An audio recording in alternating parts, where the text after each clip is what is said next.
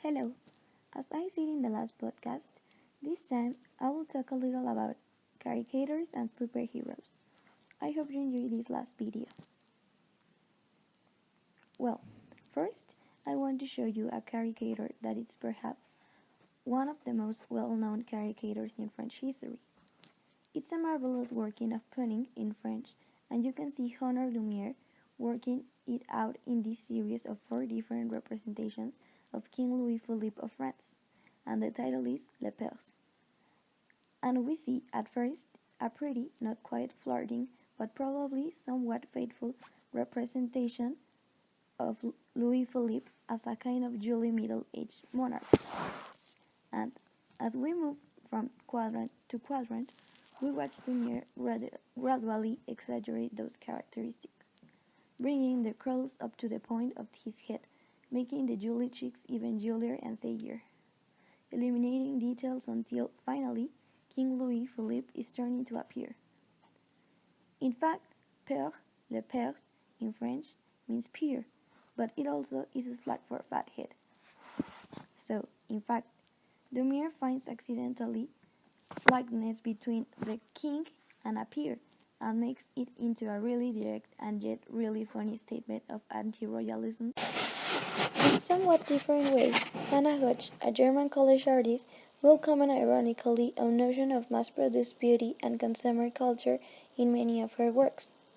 Hodge takes all of the familiar images of car culture, automobile culture in the 1920s, BMW logos, a roadster wheel, and paste them together with all the familiar attributes of the modern woman, spread out in such a way as we don't know where one body ends and another begins, or how to measure the scale relationships between objects.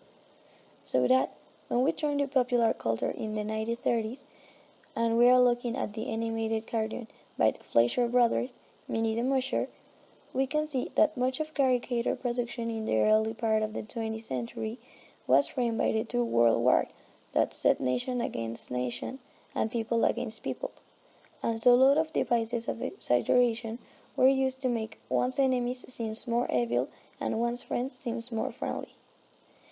And we are looking here at the double-page spread from Osamu Tezuka's Astro Boy. From 1952 to 1968, this comic book was in production, and it really is an artist taking over, by a Japanese artist, of the convention of Disney animation as a way of creating a believable animated world. So, on the one hand, we can see Japanese artists trying to make sense of the atomic age through the production of a small but result superhero. When we turn to the American side of the things, we can see comic books artists trying to work out the anxieties of the atomic age in different ways. And perhaps one of the most interesting and complicated examples is that of Spider-Man. Interesting and complicated because he's a superhero, but not without certain amount of reluctance and ambivalence about his lot in life.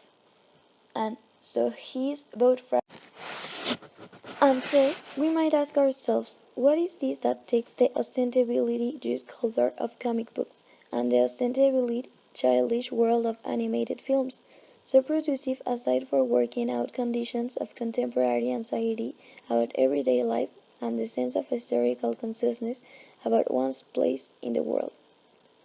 And I think it's precisely the ability of these characters to wear their feelings and emotions and anxieties on themselves, to externalize them on their body, and then also to develop almost extra-human ways of coping with those anxieties that makes them very powerful mythological side of production for telling ourselves comforting.